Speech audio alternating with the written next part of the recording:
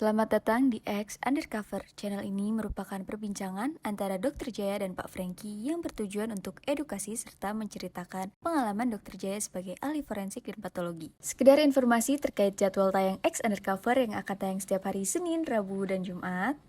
Maka dari itu, untuk mendukung channel ini agar selalu memberikan tayangan yang informatif dan edukatif, kalian bisa dukung kami dengan cara like, comment, subscribe, dan share. Dan selamat menonton! Apa yang dilakukan sama di kantor 1 tahun pada saat MPP, 1 tahun sebelum pensiun, dikasih kursus, Franky. Kursus didatangi ahli-ahli entrepreneur, ngajari mereka bagaimana melakukan bisnis setelah pensiun. Nah itu problemnya, Dok. Bisa nggak? Kamu kan pebisnis, kamu sana bisa nggak orang 1 tahun sebelum pensiun, umurnya tuh udah sekitar 60 tahun, disuruh belajar bisnis dengan cara diajarin, nanti kamu bisnis ayam ya, pakai piara peternakan, begini. Dari employee menjadi bisnismen, bisa nggak? Dok, lama-lama kalau cuman ngomongin masalah kesehatan nih, Dok, saya kadang-kadang ngiri, Dok, sama orang-orang dapat pemberitahuan yang kayaknya menarik juga buat saya dapat ilmunya, tapi bukan di kesehatan. Yang saya tahu kan Dokter Jaya kan suka baca. Ya. Di spill ya, Dok ya, kalau bahasa anak-anak ya. Di spill dong, Dok, hasil buku yang dokter baca, dan kemudian ya bisa bermanfaat lah buat kita semua nih, Dok. Terutama, tapi jangan bahas kesehatan nih, Dok. Yang istilahnya buat kesehatan kantong aja deh, Dok. Ya, begini ya. Kebetulan nih saya ini kan dulu, dulu ya, waktu saya kecil, papa saya itu pendidikan cuma SMP, Franky. Mama saya juga SMP. Anaknya 10. Nah, papa saya itu kerja. Pertamanya dagang. Dia dagang di Pasar Baru, Franky. Dia dagang kelontong gitu loh, dagang kaos, apa segala macam. Terus rupanya dia nggak punya minat, nggak punya bakat dagang. Lama-lama dagangnya nggak sukses lah. Tapi akhirnya dagangnya dipindahin ke rumah, Franky. Jadi waktu kecil itu saya tuh punya warung di rumah. Jadi punya toko dong Pasar Baru saat itu, Dok? Enggak, ya nggak tahu lah ceritanya punya toko atau apa. Tapi akhirnya lebih dipindahin ke rumah. Jadi di rumah tuh jualan kelontong akhirnya, Franky. Biasanya kalau yang nge-group toko barang-barang itu masuk ke toko Eropa, Dok. Ada toko Eropa, di dalamnya tuh banyak kios-kios kecil-kecil gitu. Dan setiap pedagangnya tuh beda-beda. Terus, Dok? Nah, pindah ke rumah. Di rumah tuh jualan macam-macam loh. Mulai dari jualan kuaci, kacang, terus beras, apa segala macam. Jadi di situ saya tahu tuh bagaimana caranya orang berdagang. Jadi misalnya contoh, nih harga beras nih ada yang 10.000 nih misalnya contoh. Ada yang beras 20.000. Oh, 20.000 kemahalan. 10.000 ya kita untungnya nggak banyak. Gimana caranya bisa bikin jualan beras yang lebih murah dari 20.000 tapi orang beli kualitas lebih bagus. Ya oplos, Franky. Ya, banyak tuh pedagang beras yang oplos gitu, Dok. Dan tapi itu nggak bohong juga, nggak apa-apa. Jadi sekian liter tambah sekian liter dicampur-campur, kemudian bisa dijual dengan harga di tengah gitu loh. Nah itu ternyata laku jual.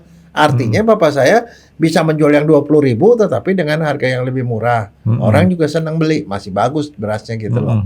Terus misalnya beli apa? Itu cara melibatkan income kan. Apalagi kuaci, beli kuacinya itu belinya tuh black kan, black.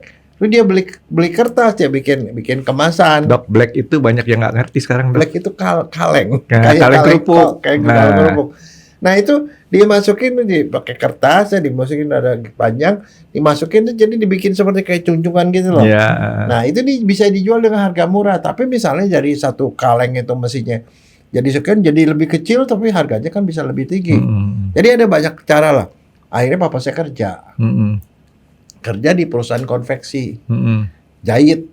Nah dengan biaya itulah dia menghidupi keluarga. Jadi sebagai pegawai di tukang jahit, mama saya yang jagain toko, dibantu anak-anak. Nah sementara buat ningkatin penghasilan apa, mama saya cari-cari apa yang bisa dilakukan. Dia punya mesin jahit.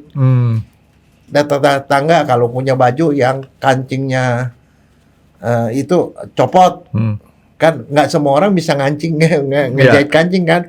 Kasih mama saya. Kadang-kadang ini robek, mama saya buat ngebetulin. Jadi dapat tambah-tambahan dari situ. Nah, terus apalagi papa saya ngomong begini ke saya. papa ini nggak bisa dapat duit banyak karena papa nggak bisa dagang. Satu, papa cuma bisa kerja. Kalau kerja, papa pasti dapat duit. Ya dong. Kalau kerja pasti dapat duit, ada kepastian, pasti dapat duit, duitnya sekian-sekian. Tapi ternyata begitu dia bilang, begitu dia makin lama kerja, ternyata meningkatannya nggak banyak. Misalnya gajinya 10.000, 10.000, kerja udah sekian lama tahun, baru 11.000, 12.000. Jadi artinya tidak signifikan, padahal kebutuhan kan makin banyak. Dokter jahit, orang tuanya bisa jahit, bapaknya? Jahit, justru Bisa ya? dia jago jahit. Dia jago jahit. Terus terakhir dia kerjanya itu di daerah Tanjung Priuk itu ada perusahaan Levi's kayak model kayak Levi's gitu.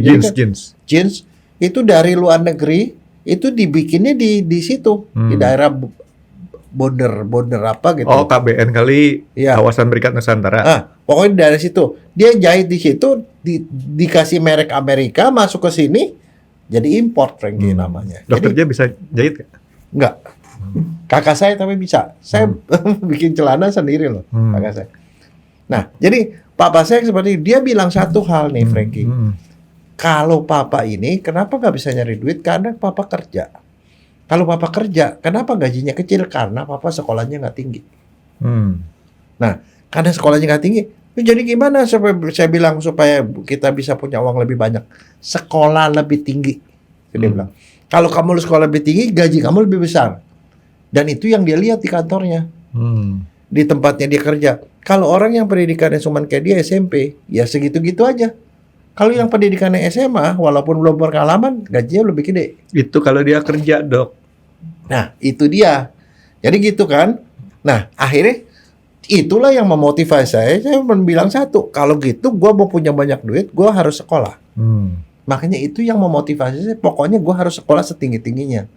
Makanya jadilah saya kejeblos sampai sekarang, Frankie. Gelarnya jadi kebanyakan. Ya, bagus tuh, Dok. Ya kan? Tetapi begini, Frankie. Saya punya teman. Teman saya waktu SMP. Dia punya nenek yang punya toko. Tokonya ya lebih gede lah. Dia waktu masih SMP itu, waktu dia masih sekolah gitu, sama bapaknya dikirim ke neneknya. Suruh bantu neneknya. Saya pada waktu itu kagak ngerti. Ngapain sih bantu si neneknya? Kan dia masih sekolah. Dia gitu. Terus saya bilang, lo ngapain? Saya bantu nenek. Jualan. Dengan jualan itu dia tahulah segala macam bagaimana caranya supaya bisa menjual. Bagaimana caranya supaya bisa dapat untung. Dan segala macam dia belajar. Tapi satu lagi dia belajar bahasa sama neneknya. Karena neneknya itu adalah orang yang tidak bisa bahasa Indonesia. Dia bisanya bahasa Kek waktu itu. Jadi ke salah satu bahasa di China sana. Dia belajar gitu. Jadi tanpa dia ngeles, pada waktu itu belum zaman dia ngeles lagi. Dia belajar bahasa. Kedua dia belajar dagang. Itu. Akhirnya dia jadi pengusaha, Frankie. Sedangkan saya karena diajarin bapak saya suruh sekolah, akhirnya saya jadi akademisi. Jadi kakaknya Dokter Jaya jadi pedagang. Tadi kakaknya Dokter Jaya? Oh bukan, teman. Oh teman. Nah itu maksudnya saya gini. Nah kemudian kan saya sekolah. Pada waktu sekolah saya lihat nih, ternyata nasib dokter itu, dokter kan dibilang kalau di dalam dunia pekerjaan, dokter itu termasuk profesi yang dibilang banyak duit. Ya kan? Makanya orang bangga sekali kalau anaknya jadi dokter kan. Punya menantu dokter gak bangga, Dok? Iya bangga. Nah, jadi karena seperti itu, tapi saya lihat kenyataannya, kan saya orangnya suka lihat perhatiin. Dokter itu ada yang kaya, ada yang biasa-biasa saja, dan ada yang sangat kaya raya. Yang biasa-biasa saja adalah dokter yang kerja di rumah sakit, Frankie. Nah, saya lihat ya dokter yang kerja di rumah sakit itu sama persis seperti papa saya. Dia kerja, mengeluarkan tenaga, dapat duit mungkin dia menghasilkan buat rumah sakit tuh mungkin ya misalnya 500 juta, dia sendiri kebagian 100 juta. Tetap kaya, Dok. Segitu kan banyak. Dia tetap kaya. Tetapi yang paling kaya siapa? Yang punya rumah sakit, Frankie.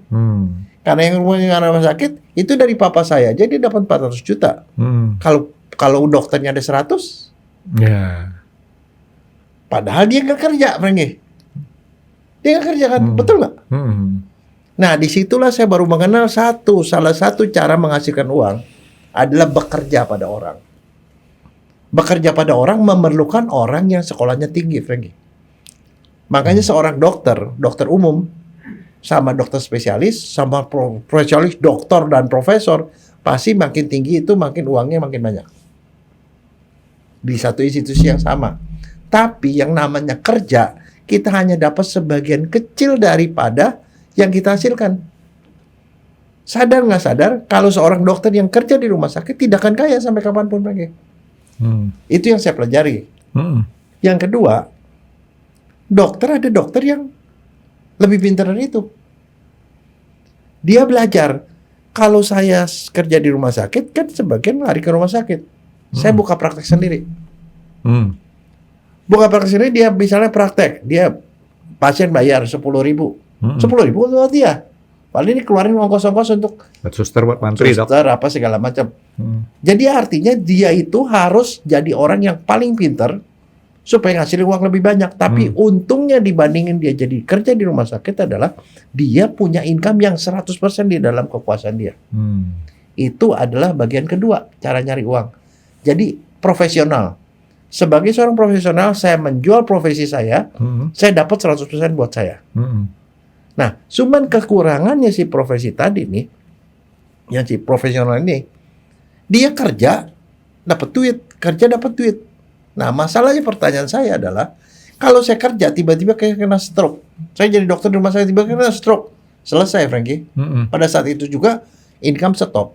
Kalau saya jadi profesional, jadi beda ya. Kalau kerja udah pasti dapat duit setiap bulan, tapi uang kita sebagian besar diambil sama pemilik.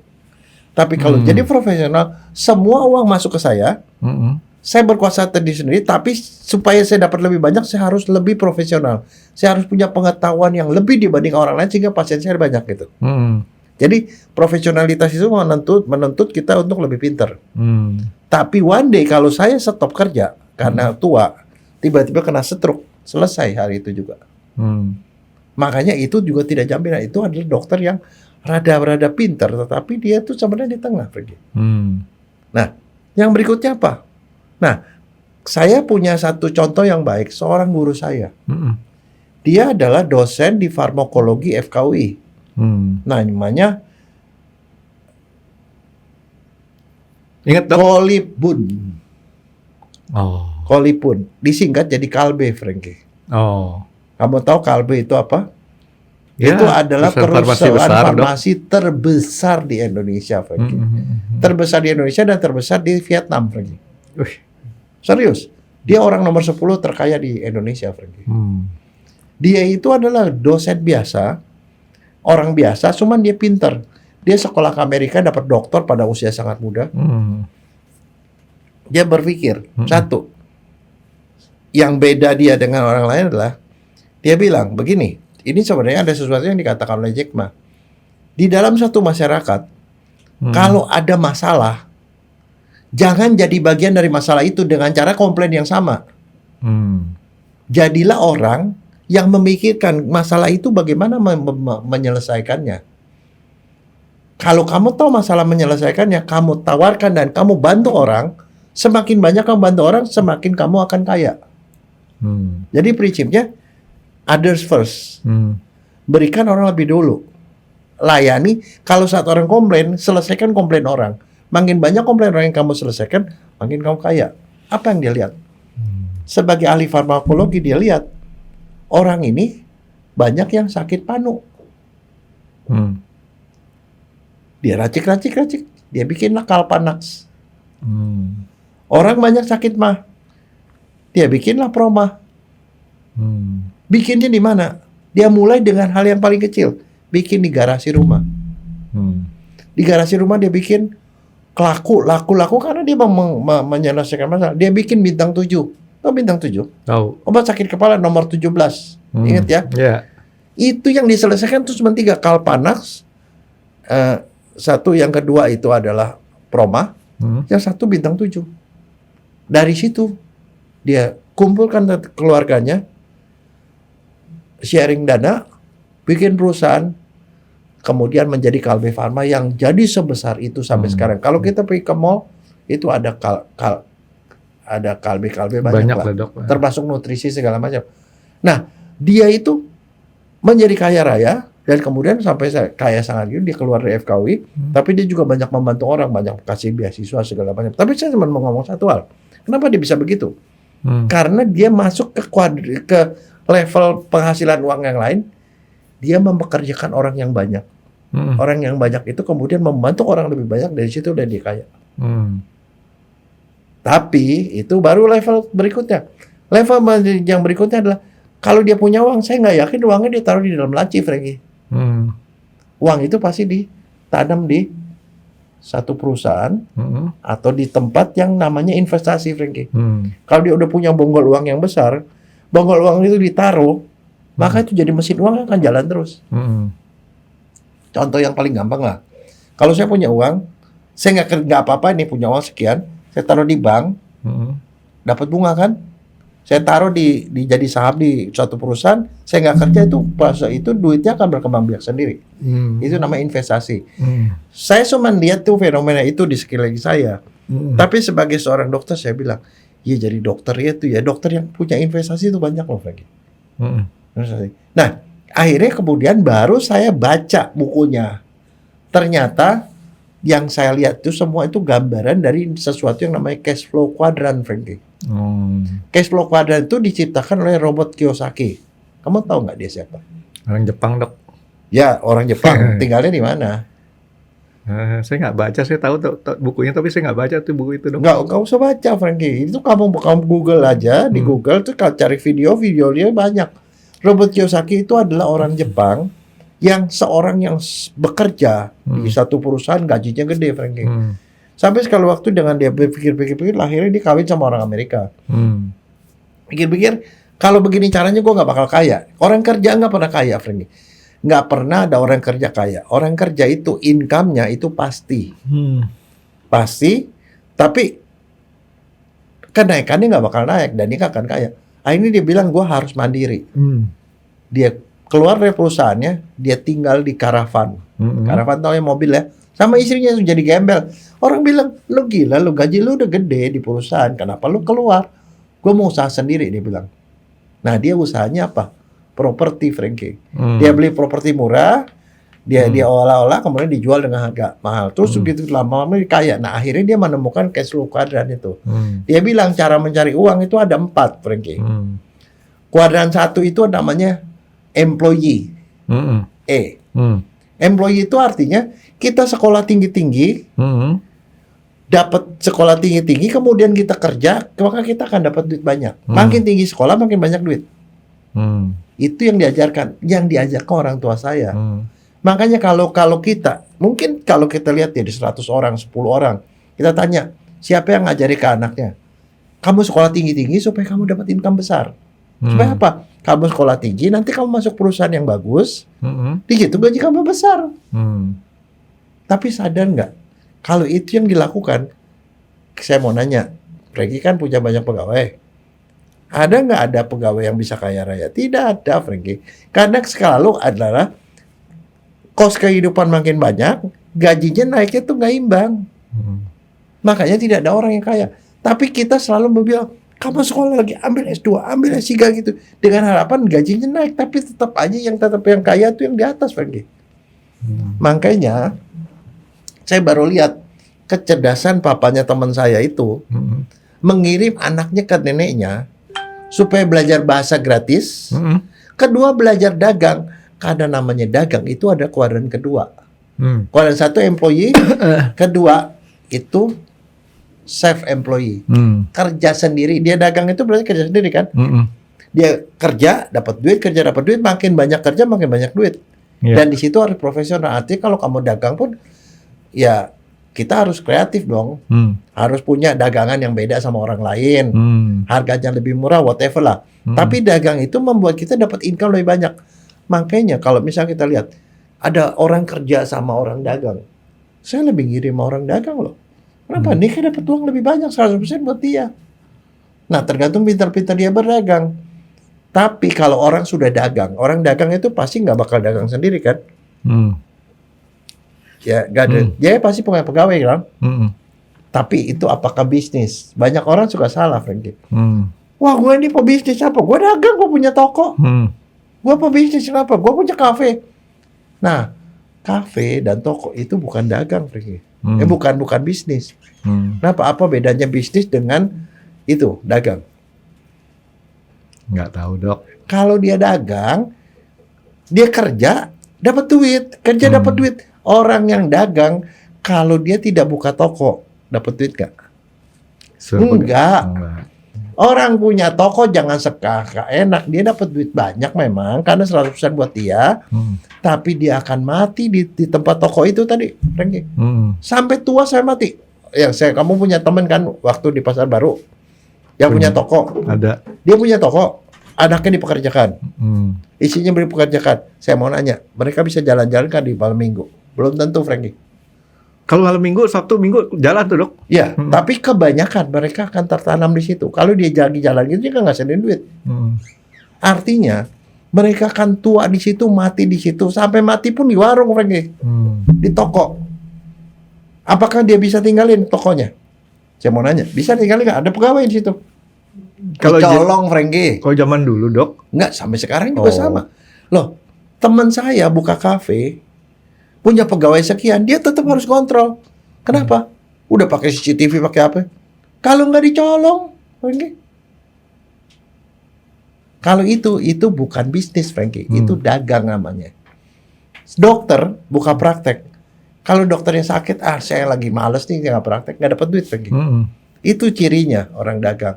Duitnya memang lebih banyak dari orang kerja. Itu tadi yang orang kerja itu namanya employee, ini S, self-employee, mempekerjakan diri sendiri. Tapi dua-duanya sama, bisa expired, Frankie. Expired apa? Kalau sakit, kalau tua, kalau mati, income stop. Makanya, seorang yang punya bisnis, punya dagangan, punya profesi dokter, dia harus berubah menjadi businessman, Frankie. Nah, jadi businessman itu artinya apa? Dia mempekerjakan orang, punya sistem, sistem itu bekerja, tidak tergantung dia. Maka kapan kamu dibilang punya bisnis? Kalau kamu punya dagangan, punya toko segala macam, kamu nggak ada di situ, kamu pergi sebulan. Kamu pergi sebulan jalan-jalan kemana? Biarin itu jalan. Kalau ada sistemnya, kamu nggak usah hadir, nggak usah diapain, itu duit masuk terus.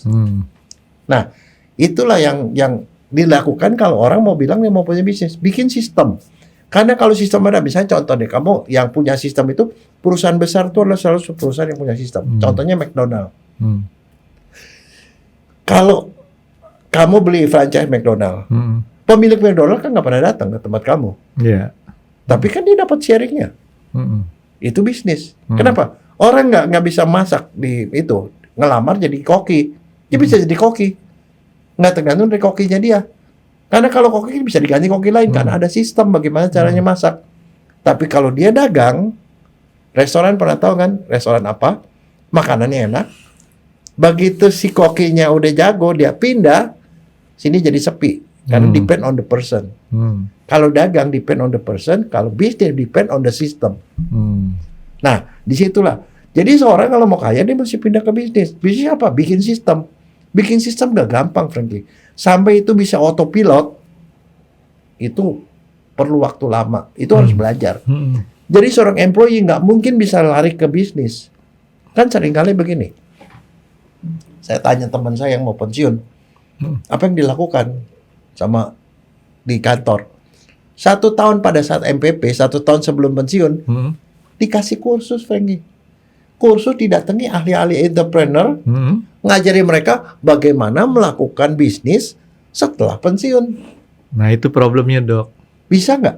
Kamu kan pebisnis. Kamu saya bisa nggak orang 1 tahun sebelum pensiun, umurnya tuh udah sekitar 60 tahun, disuruh belajar bisnis dengan cara diajarin. Nanti kamu bisnis ayam ya, pakai piara peternakan, begini. Dari employee menjadi bisnismen, bisa nggak? Nggak, ini yang tadi saya bilang, Dok. Ini problemnya.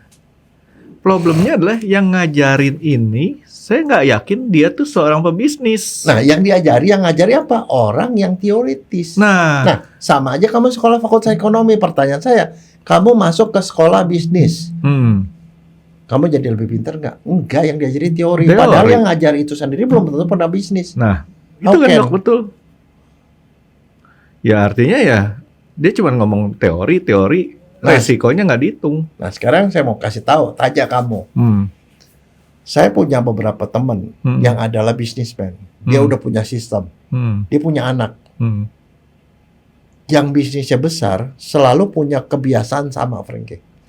Punya anak, anaknya tidak pernah ditaruh di perusahaannya dia. Kenapa? Belajar bisnis tempat lain, Dok. Dia ditaruh di tempat lain, suruh jadi employee. Supaya dia tahu bagaimana rasanya jadi pegawai. Bagaimana tuh perasaan sesama pegawai segala macam. Dia harus ngalami itu. Kadang-kadang mereka dikasih modal, suruh dagang. Supaya punya pengalaman berdagang. Karena di dagang itu dia belajarlah promosi. Belajar segala macam. Kalau sudah matang di luar, baru dimasukin ke perusahaannya. Dia di situ sudah matang, Frankie. Seorang yang punya jiwa employee itu adalah orang yang biasanya, dalam tanda petik ya, rada malas, Frankie. Malas berpikir. Kenapa? Kalau gue sarjana, gaji gue 3 juta. Gue malas, gue dapat 3 juta, Frankie. Ya. Dibawa ke bisnis gak jalan, Frankie. Karena bisnis itu beda ceritanya. Dia jadi self employee. Dia kerja begitu. Gua harus jadi the best. Sebagai dokter spesialis, gua mesti spesial yang paling jauh supaya orang datang ke gue. Tapi kalau namanya bisnis, kamu nggak perlu pintar, Frankie. Banyak bisnis besar adalah orang-orang yang nggak sekolah. Betul, dokter. Lim Swee Leong, dia barangkali sekolahnya SD. Tapi di bawah dia S1, S2, S3 segala macam. Itulah yang si Robert Kiyosaki bilang, orang yang nilainya C itu mempekerjakan orang nilainya A. Ini dokter bilang betul. Kalau cuma pinternya cuma 1, nggak cukup. Mesti 2 dok pinternya. Dan apa? Pinter-pinter. Iya. Tapi begini, Frankie, orang tidak bisa lompat kuadran. Employee itu tidak bisa jadi businessman. Jangan pernah bermimpi seorang yang baru pensiun sebagai employee dikasih modal. Biasa kan orang begitu dia pensiun kan dikasih duit banyak tuh. 1 miliar gitu, 2 miliar. Lu bilang, wah gue mau dagang, mau bikin kafe. Karena kenapa? Lihat orang bikin kafe bisa kaya. It's never happen, Frankie. 1 miliar itu akan hilang, habis karena kenapa? Dia mau memulai sesuatu yang dia nggak pernah belajar. Nah, makanya yang mesti dilakukan apa? Dia harus memulai bisnis, memulai itu menjadi segala macam itu pada saat mereka sedang employee itu. Belajar. One day begitu dia pensiun, dia udah belajar. Dan proses sampai jadi businessman, sampai bikin sistem, itu bisa makan waktu 10 tahun lagi. Nah, bedanya di kuadran ini kiri nih ya. Kiri itu employee, self employee. Dia kerja dapat duit, nggak kerja nggak dapat duit. Dan bedanya employee dapatnya sedikit, ini dapatnya gedean. Nah, di sebelah kanan itu adalah kuadran 3 itu bisnis, kuadran 4 investasi. Kalau bisnis dia masih kerja, tapi bangun sistem. Kalau sistem udah jalan, ngasilin duit, baru di situ dia akan punya kebebasan finansial namanya. Dia kerja nggak kerja dapat duit. Kalau duitnya udah banyak, masukin investasi, dia nggak kerja sama sekali, dia bisa jalan santai-santai di pinggir pantai, duit datang terus karena duitnya bekerja buat dia. Nah, disitulah bedanya. Orang harus pindah kuadran sih, dan itu nggak gampang. Nah, sama seperti gini. Kalau orang dagang, sama seperti gini. Saya mau dagang. Saya cari mangga, harganya 10.000. Saya cari tempat dagang, saya jual 12.000, saya dapat 2.000. Itu orang dagang. Yang dicari mangga. Cari mangga, jual mangga dengan harga lebih bagus. Teman saya bilang, Jaya, bisnis Jaya, ngapain? Cuma pakai telepon doang. Dia telepon cuma dagang, ini dagang ya. Dia telepon ke temannya di Medan. Gini nih, agak bawang di mana? Bawang di sini 12.000 katanya. Dia telepon. Dia punya teman. Temannya di Banyuwangi. Di sana udah panen bawang nih. Bawang di situ berapa? 8.000. Oke, gua beli sekian ton katanya. Ngomong begitu doang. Ton. Lu kirim ke sana, ke Medan. Kirim ke Medan, duit itu dari Medan datang ke dia bayar ke sebelah sana. Cuma telepon itu tuh dagang lagi. Instan. Tapi kalau bangun bisnis sama seperti orang mau bikin kebun mangga. Yang saya cari bukan mangga, bukan nyari selisih harga. Orang dagang nyari selisih harga. Kalau bisnis, dia menanam sistem. Dia cari mangga yang bagus, yang mangga yang enak, yang laku dijual. Cari bibitnya. Bibitnya ditanam. Habis ditanam, dipupuk, disiram, tidak ngasilin Frankie. Selama mungkin 2 tahun, 3 tahun. Setelah 2 atau 3 tahun bunganya sudah jadi buah. Pada saat dia berbuah, di situlah dia berpanen. Orang bisnis panennya itu 10 tahun bisa, 5 tahun maksimal, minimal. Jadi kalau orang dagang nih, atau orang dagang atau orang employee mau bikin bisnis, bisa muntah darah, Frankie. Kenapa? Dia akan keluar uang dalam rangka dia bangun sistem. Begitu menghasilkan 10 tahun kemudian. Kuat nggak? Nggak kuat, Frankie. Nah, itu harus dipelajari. Nah, kalau sudah banyak duit, gampang. Nanti mereka akan datang sendiri. Saya tanya teman saya yang sudah masuk ke daerah bisnis ya. Kamu nyari uangnya gimana? Gua nggak nyari uang. Uang datang ke gue. Gimana caranya? Dia banyak duit. Datang orang dari bank. Pak, Bapak begini, mereka nawarin uang untuk diinvestasi begini. Pokoknya Bapak punya ide apa? Dia nawari uang.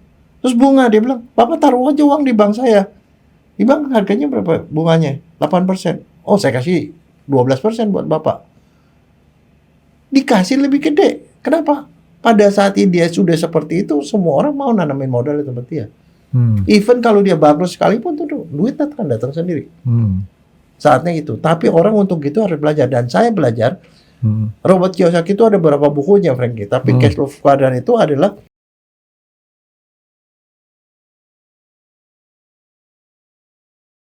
ketahui dan harus kita tanamkan ke anak-anak. Nah, saya ingat kemarin saya baru aja ngobrol sama cucu saya baru kelas 3. Saya jadi istri saya tuh kan lagi hobinya nanam pohon, Frankie. Dia beli pohon lagi, itu pohon lidah mertua. Nanti kamu cari deh. Katanya pohon itu bagus, bentuknya bagus, berasal dari luar negeri. Itu beracun kan, Dok, kalau nggak salah? Dia beracun karena dia nyerap racun, Frankie. Kalau ditaruh di dalam rumah, dia akan nyerapin segala macam racun. Dia detox rumah. Jadi yang dia keluarkan itu adalah oksigen murni, Frankie. Makanya dia bagus ditaruh di dalam rumah, tapi memang daunnya beracun. Tapi dia ditaruh di rumah tuh bagus karena dia nyerapin racun. Kalau orang alergi, kasih gitu, alergi bisa hilang katanya. Dari situ saya percaya itu. Saya sih seneng aja dia pelihara itu. Dia beli lagi. Tapi maksudnya, ya dia hobi. Kalau menurut saya dengan dia begitu, otomatis kan dia belajar dong. Dia belajar, jadi dia kan mencegah pikun kan sebenarnya begitu. Cucu saya nanya begini, Grandpa, kenapa sih Grandma beli lagi? Ya dia suka aja, dia suka gitu, so kalian belajar, saya bilang. Berarti kalau beli terus, Grandma banyak duit ya? Ya banyak lah. Dari siapa ya? Dari Grandpa, saya bilang.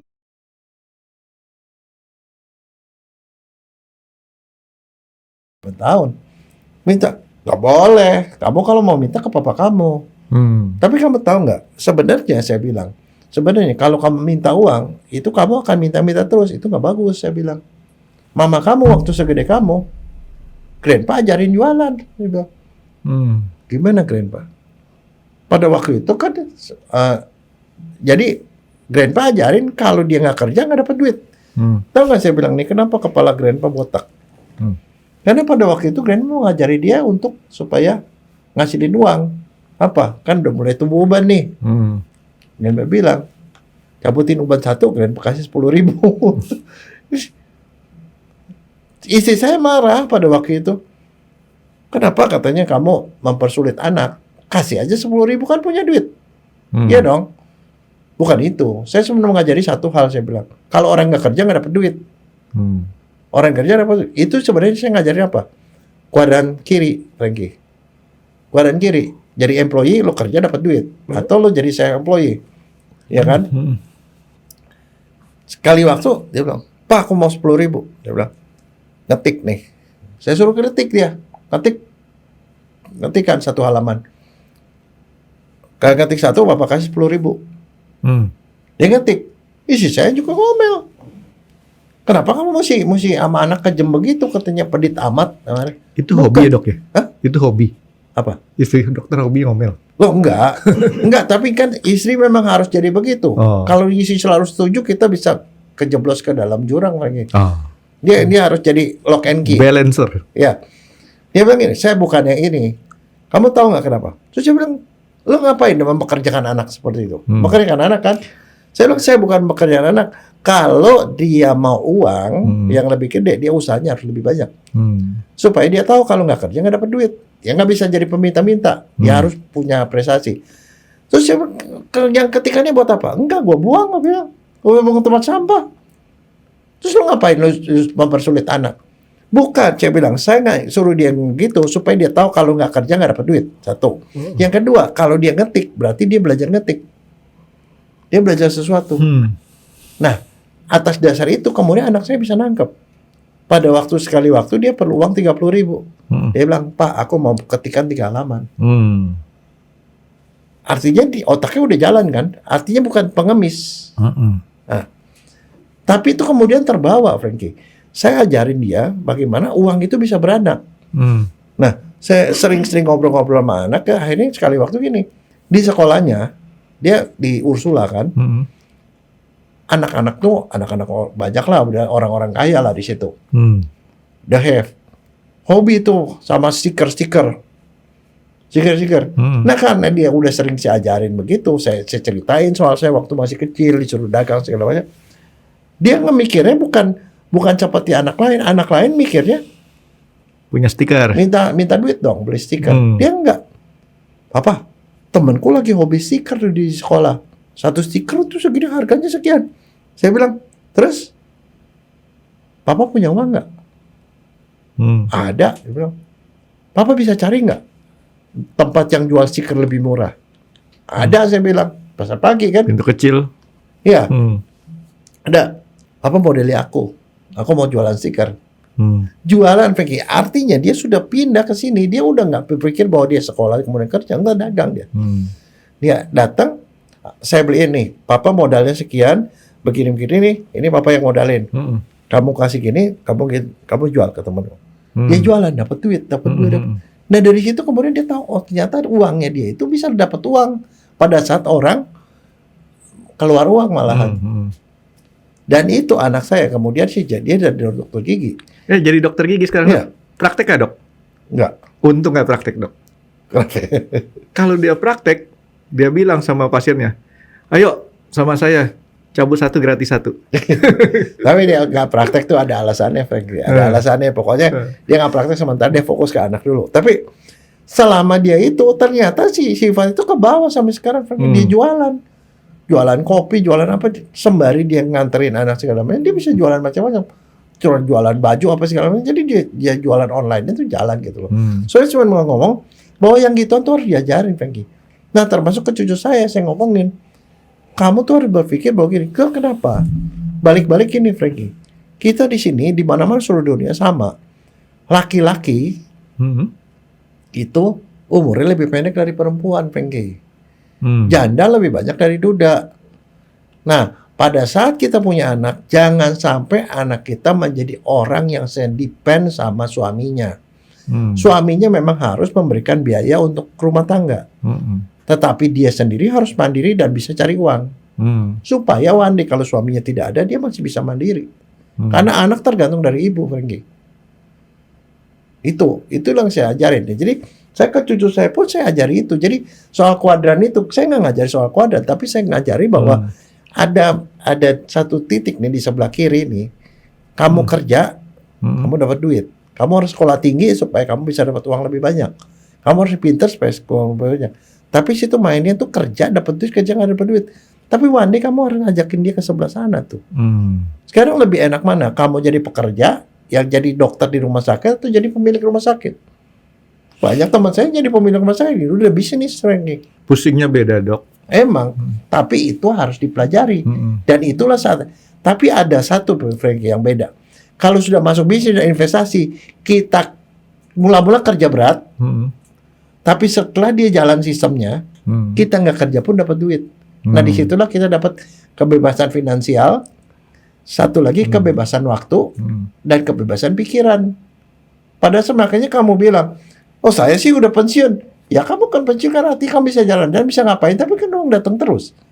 Nah disitulah namanya kebebasan finansial, Frankie. Kebebasan waktu, kamu punya waktu lebih banyak, bisa jalan-jalan kemana-mana, bisa ke Sendang Sono setiap bulan, ya kan? Tapi kan kemudian kebebasan pikiran, kamu nggak pusing kan? Karena pusingnya udah lewat, ada sistem. Sehingga percaya aja orangnya. Karena kalau pakai sistem, siapapun orang di situ dia akan jalan. Nah, itulah kehebatan orang-orang itu yang gitu. Nah, kalau kita nggak ngajari anak kita untuk bisa pindah ke kuadran kanan, kita gagal, Frankie. Nah, ini yang tadi dokter ceritain tuh dari pendekatan keilmuan dan manusia nih, Dok. Saya punya teori lain nih, Dok. Apa? Nah, soal agamis saya boleh, Dok? Boleh aja. Apa aja boleh. Otak saya kan suka lain, Dok. Orang punya begini, setuju yang tadi dokter ngomongin gitu, dengan asumsi bahwa itu semua dengan kehendak Tuhan. Ya. Saya bukannya pasrah dengan yang namanya garis tangan, tapi garis tangan ini memang sudah Tuhan atur nih, Dok. Ya. Kadang-kadang, Dok, tanpa kita sadarin Tuhan ngejorokin kita jadi apa. Ya. Ya, Dok ya. Nah, jadi di sini yang saya pengalaman pribadi saya tuh saya nggak pernah mikir saya jadi apa. Pokoknya I have to do the best. Saya harus pekerjakan yang terbaik apapun juga itu. Nah, terus kemudian dari semua yang sudah dikerjakan itu tahu-tahu, Dok, Tuhan jorokin kita, Frankie, jadi ini. Itu nggak kita sadarin, Dok. Ya. Udah sampai sini, tahu-tahu dijorokin lagi. Frankie, sekarang begini. Jadilah Frankie begini. Nah, jadi makanya di sini saya setuju yang tadi dokter ngomongin, itu segala sesuatunya itu adalah proses, Dok. Proses di mana kita dengan usaha dan kita punya target. Yang saya nih terbalik. Saya punya usaha, target saya gimana, tapi kadang-kadang ya ini balik lagi. Kita suruh jadi apa nih, Dok, di sini? Oke. Ini ada satu hal yang diomongin. Saya nggak tahu siapa yang ngomong. Mungkin Konfusius kali ya. Iya kali. Ada dua hal yang itu yang membuat orang beruntung. Satu tuh hoki, Frankie. Apapun yang kamu usahain, kalau kamu nggak hokinya, nggak rezekinya di situ, nggak jalan. Hoki. Yang kedua hopeng, Frankie. Hopeng itu artinya teman. Hopeng yuk. Ya. Kalau kamu punya teman, kamu jatuh. Sekarang banyak orang yang bilang, itu orang kenapa sih? Dulu pun proyek Senen kebakaran. Bakaran, tokonya hancur. Tiba-tiba dia bisa bikin toko lagi. Iya. Toko bisa. Lebih gede lagi. Itu, lebih gede lagi. Kenapa? Ternyata karena dia punya hopeng, punya teman baik. Iya. Dia bangun toko lagi, temannya kecil. Toko lagi. Dia bilang, nih barang ini, enggak, gua taruh aja barang di tempat lo jualin nanti lo dapat uang. Itu hopeng, Frankie. Dan dua-duanya itu hanya akan terjadi pada orang yang sudah lakukan apa yang Frankie. Selain kita ini, kita sendiri harus berperilaku baik, Frankie. Percaya deh, orang yang namanya jualan sekalipun, orang bilang orang jualan gak ada yang jujur. Enggak juga. Jualan tuh yang jujur banyak. Cuman masalahnya justru yang jujur itu, Dok, itu yang rezekinya lebih banyak. Nah itu dia. Ada satu hal yang orang gak boleh lupa. Tabur tuai, Frankie. Apa yang kita tabur, kita akan tuai. Gak mungkin kamu taburnya itu rumput kasar, keluarnya padi. Nggak mungkin, Frankie. Jadi kalau kamu tanam padi, keluarnya padi. Tanam jagung, ya keluarnya jagung gitu loh. Ya nggak mungkin lah kamu bilang mau bikin kebun singkong, keluarnya jagung. Nggak mungkin, Frankie. Nah artinya semua itu kembali ke akhlak. Karena kalau akhlak kita baik, teman kita banyak, kita akan dapat pertolongan dari mana-mana gitu. Setuju, Dok. KKN, Dok. Tahu dokter KKN, Dok? Apa tuh? Kawan-kawan nolong. Jadi itu, jadi attitude, Frankie. Kalau orang attitude-nya baik, dia juga akan dapat banyak-banyak pertolongan dari mana-mana. Ya, jadi yang tadi dokter memberikan suatu pencerahan kepada saya tuh karena saya nggak baca yang first things first kalau nggak salah judul bukunya, Dok ya. Saya nggak baca, tapi enaknya ada dokter begitu. Nggak usah baca, dokter cerita begini, oh udah tahu nih, oh begini gitu kan. Nah, tahu nggak Frankie, si Robert Kiyosaki itu adalah penasehat ekonominya dari si Trump. Trump, Presiden Amerika. Dia kemarin ada di sebelah mana tuh dok, waktu si Trump ditembak? Kalau dia ada di sebelah sini kemungkinan kena tuh. Kan si Trump ketembaknya cus. Udah tahu kan dok? Iya. Trump kena tembak. Nggak, tapi maksudnya saya gini. Saya tuh dia idenya banyak Frankie, bukunya banyak. Tapi yang salah satu buku yang paling bagus tuh Cash Flow Quadrant namanya. Cash Flow Quadrant itu perlu dibaca oleh setiap orang supaya dia ngerti. Karena saya cuman kesian banyak teman-teman saya yang tidak tahu apa-apa sama sekali kayak gituan, punya uang banyak, mendadak nih punya uang banyak, terus kemudian jadi panik dan kemudian investasi atau melakukan usaha yang aneh-aneh. Bikin peternakan ayam lah. Ya memang cukup untuk peternakan ayam. Kemudian ternyata tidak belajar bahwa namanya ayam tuh bisa kena virus, bisa mati, bisa begini, makanan gini-gini. Jadi semua itu harus dipelajari dan sebenarnya sebelum kita pensiun kita harus mulai belajar. Kalau nanti pensiun gue mau jadi apa? Sehingga sama seperti kita mau bikin kebun mangga, jangan bikin kebun mangga itu pada saat kita udah kelaparan. Kita harus memulai bisnis pada saat kita masih ada income nih. Sehingga pada waktu pensiun, pada saat itulah sudah berbuah pohonnya gitu. Setuju dok. Jadi memang nggak bisa instan kan dok? Nggak bisa. Kalau yang instan itu satu, saya bilang gini, saya mau dagang tapi mau cepet laku, gampang saya bilang, kamu beli aja kacang hijau. Diapain? Dikasih air. Besok udah jadi toge, kamu udah bisa jualan besok. Tapi kan income-nya kecil, Frank. Itu aja masalahnya. Kalau mau ikan besar, tanamlah pohon mangga. Nah, besar atau kecil ini relatif kalau menurut saya dok. Tapi yang jelas di sini saya tuh jadi orang nggak punya kerakusan. Jadi istilahnya yang penting Tuhan ngasih apa, ya udah kita terima. Ya, tapi ya, begini. Syukurnya Tuhan ngasih saya bagus gitu. Nah, itu kamu punya dua, hoki dan hopeng. Yang Tuhan kasih. Tapi maksudnya saya begini, juga jangan kalau misalnya ada istri, ada suami lagi kerja nih, lagi bangun bisnis. Bikin begini, promosi begini, keluar duit terus istrinya ngomel. Kenapa keluar duit dulu? Kapan dapat duitnya? Kalau mau dapat duit sekarang kerja, dapat duit kerja jadi pegawai. Itu udah pasti. Kalau jadi pegawai enak, setiap bulan ada tanggal baik dok. Ya. Nah, tapi kalau namanya bisnis bisa jadi keluar modal terus baru panennya nanti bertahun-tahun kemudian. Saya ingat salah satu yang saya suka baca juga ya, dengar adalah Jack Ma. Jack Ma itu pada waktu dia mulai Alibaba, itu ceritanya bagus banget, banyak YouTube-nya kok. Dia mulai gitu, baru menghasilkan duit setelah bekerja selama sekian tahun, Frankie. Pegawainya tuh dia tidak dapat income apapun. Pegawainya dia harus keluar duit terus. Tapi dia tidak putus asa. Sampai one day satu titik, tiba-tiba mulai ngasilin duit dikit-dikit sampai sebesar sekarang.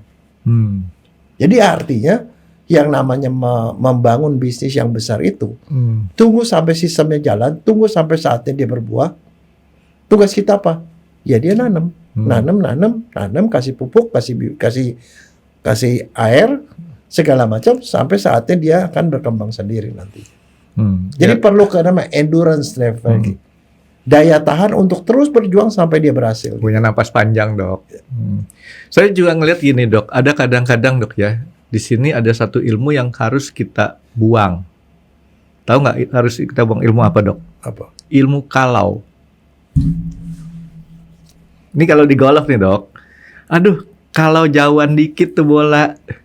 Kalau kanan dikit bolanya. Kalau kirian dikit. Kalau berhenti di sini. Tapi orang-orang yang seperti itu tuh berbakat, Frank. Nah, sama. Jadi analis politik, Frank. Sama seperti bisnis juga begitu dok. Kadang-kadang kita berpikir kalau kita punya ini kita bisa itu. Kalau kita punya itu kita bisa ini. Itu menurut saya start yang kurang betul dok ya. Seharusnya kita berpikir kita sekarang punyanya apa, kita startnya apa gitu ya. Supaya sinkron gitu. Kalau menurut saya ini dok. Satu lagi Frank, kalau mau mulai yang namanya bisnis harus belajar jadi daruma. Apa dok? Boneka Jepang itu loh. Yang dijatuhin dia bangun lagi, itu yang dia jadi orang Jepang sebagai basic. Orang bisnis nggak mungkin nggak jatuh. Kalau jatuh dia bangun lagi, jatuh bangun lagi. Jadi harus dilalui lewat kekalahan-kekalahan dan kesalahan-kesalahan. Harus lewat kegagalan-kegagalan. Setiap kegagalan yang ditanamkan sini, gue bukan gagal, gue belajar. Oh tidak berhasil. Sehingga kita harus seperti Thomas Alva Edison, Frankie. Dia bikin 10.000 penelitian, kegagalan, sampai akhirnya dia dapetin bola lampu. Dan pada waktu dia diwawancara oleh wartawan, Pak, bagaimana Anda menghadapi 9.999 kegagalan yang Anda buat? Oh, saya tidak pernah gagal, dia bilang.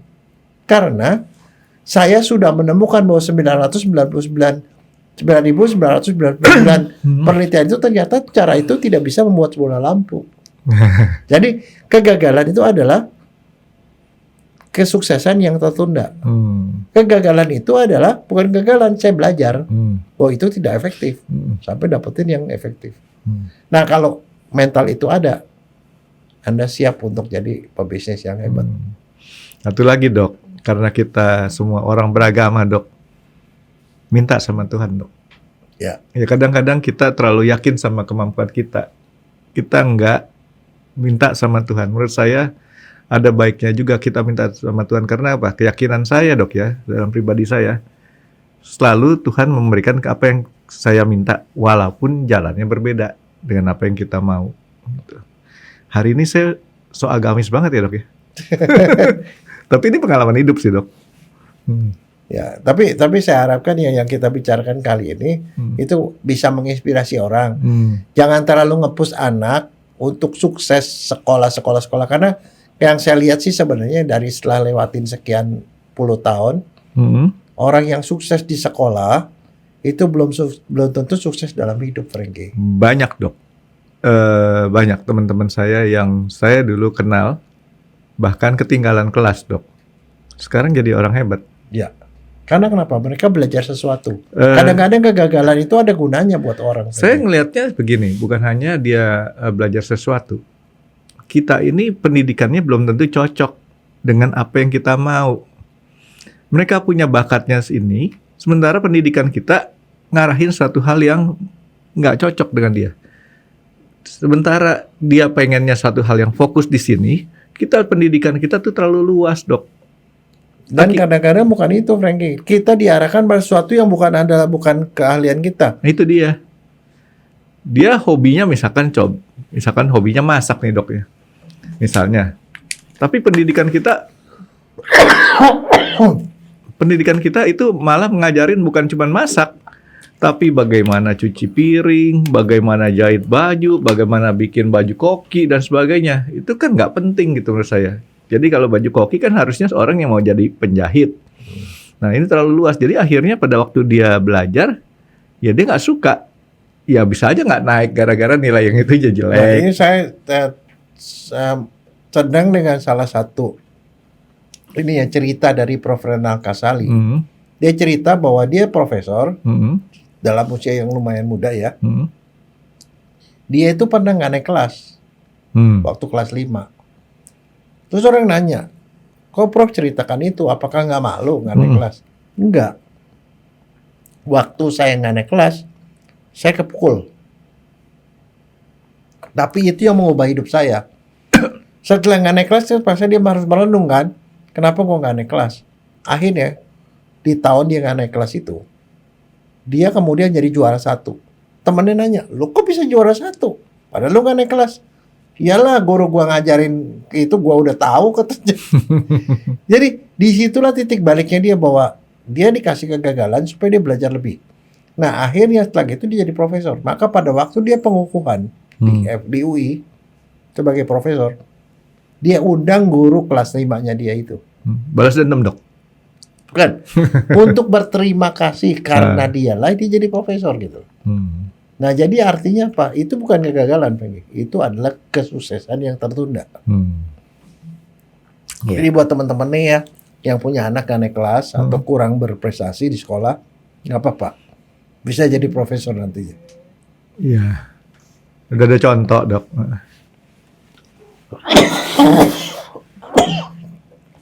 Oke, Dok. Jadi ini yang tadi Dokter jabarkan sangat menginspirasi sekali, Dok. Artinya saya selama ini kan cuma mikirin bahwa ya kita cuman ngikutin apa yang Tuhan kasih. Sementara kalau kita gabungkan usaha kita dengan apa yang Tuhan kasih itu mungkin bisa hasilnya lebih baik dan lebih cepat, Dok ya. Yang penting asal jangan. Tapi itu kuadran ya, Dok ya? Kuadran. Bukan circle. Bukan kuadran. Oh. Kalau circle tuh bahaya, Yang Dok. kiri atas employee, pegawai. Kiri bawah self employee S. Di sebelah kanan atas itu namanya B bisnis, di bawahnya I. Oke. Jadi orang harus pindah dari kiri ke kanan supaya dapat kebebasan finansial. Ini bukan kuadran matematik, Dok. Kalau kuadran matematik itu 1, 2, 3, 4 gitu. Jadi muter gitu. Oke. Jadi ini kalau menurut saya pengetahuan yang sangat baik. Sampai kemudian si Robert Kiyosaki itu bikin seperti kayak permainan monopoli, Frankie.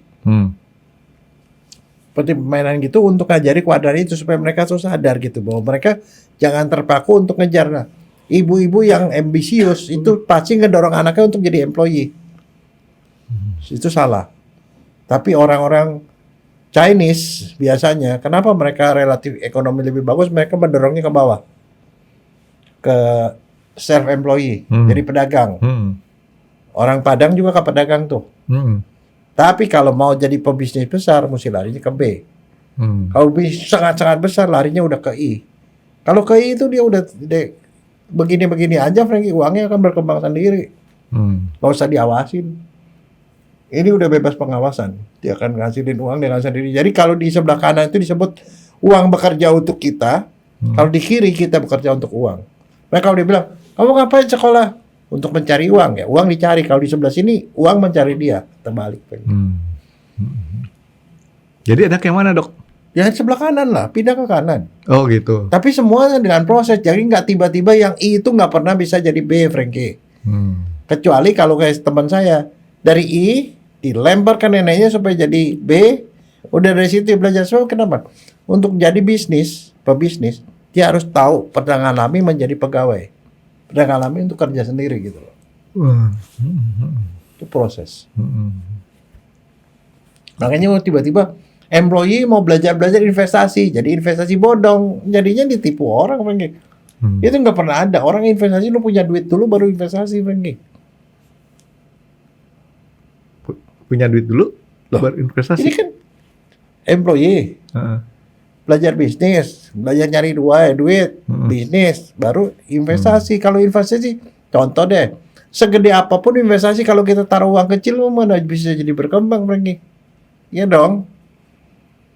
Itu harus dipelajari, itu proses. Nggak tiba-tiba orang pegawai cuma punya duit sedikit investasi bodong ya. Jadi bodongnya diborongin sama orang lah itu yang investasi. Ya begitulah. Ya itu karena yang jelas kalau kita kena sampai investasi bodong itu karena kita kurang mau untuk usaha sendiri.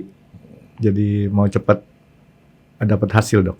Gitu. Tapi ngomong-ngomong, kamu tahu nggak bodong artinya apa? Bodong kalau sepengetahuan saya awal-awal mah itu pusar yang nonjol ke depan, Dok. Betul. Ya kan? Kalau di kita kan waktu lahir anak tuh langsung dikasih koin. Ya. Tempel. Sementara kalau bule kan enggak. Jadi makanya orang bule itu pusarnya pada bodong-bodong. Betul ya, Kak? Tapi sekarang bodong jadi beda. Dia punya pengertiannya. Bodong tuh artinya nggak benar. Palsu. Oke, Dok. Makan dulu, Dok. Mau makan? Ya, Dok. Makan dulu. Terima kasih sudah menonton X Undercover. Jangan lupa like, comment, dan subscribe. Dan ditunggu ya video-video kami selanjutnya. Nah, buat kalian, jika ada pertanyaan untuk Dr. Jaya, boleh banget komen di bawah. See you guys!